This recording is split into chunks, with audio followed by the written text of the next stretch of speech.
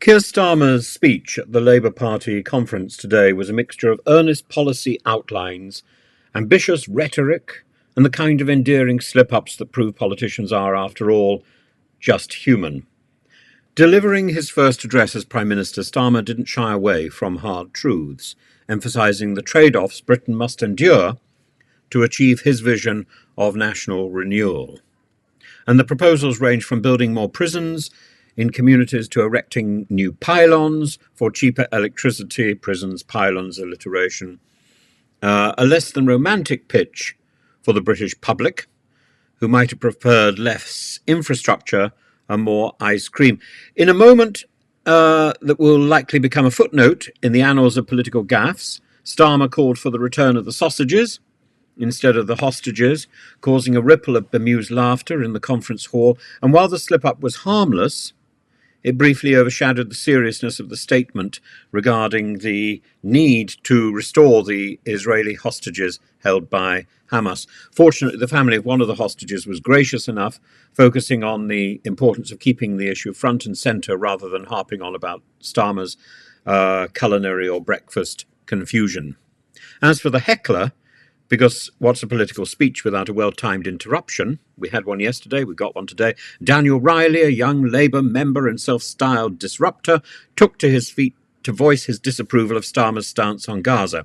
And Starmer, in a display of composure and quick wit, significantly better than Rachel Reeves yesterday, retorted that Riley must be holding a pass from the 2019 conference, referencing the party's transformation under his leadership.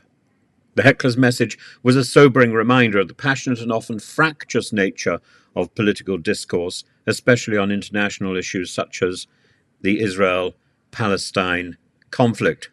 The speech itself was laced with more than a few ironies. Starmer's proclamation that if we want justice to be served, some communities must live close to new prisons must have raised eyebrows. It's not every day a politician promises to bring the long arm of the law that close to home. Is it something people can object to in a sort of NIMBY-like way? And his proposal for new overhead pylons is bound to thrill precisely no one, except perhaps those who miss the visual appeal of Soviet-style utilitarian landscapes.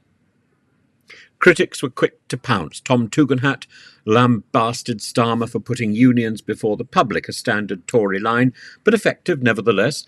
Nigel Farage, always with an eye on the grievances of the grey vote, decried the cuts to the winter fuel allowance, dubbing Labour's policy as vindictive. He's a bit late on that one. Even within his own camp, Starmer faced guarded praise from union leaders who were pleased but wary, suggesting that while the direction is correct, the journey is far from over.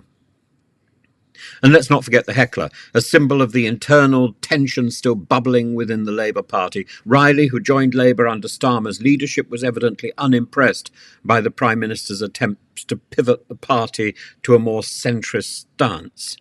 His protest highlighted the persistent dissatisfaction among some of Labour's younger, more radical members who feel let down by the lack of substantial change on critical issues.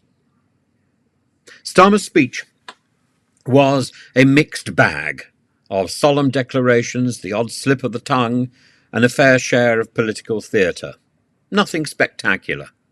Whether his calls for more prisons and more pylons will resonate with a public weary of grand promises remains to be seen. More prisons, more pylons. It's a long way from Harold Macmillan, "You've never had it so good." Or even Mrs. Thatcher, "The lady's not for turning." More prisons, more pylons. It will resonate in some form, but I think it's more likely to resonate on not the 9 o'clock news than anything else. One thing is certain, this will be remembered as the speech where the British Prime Minister in a moment turned a serious diplomatic issue into a sausage. And politics, it seems, never fails to serve up the unexpected, with or without baked beans, even if you're not quite sure what should be on the menu.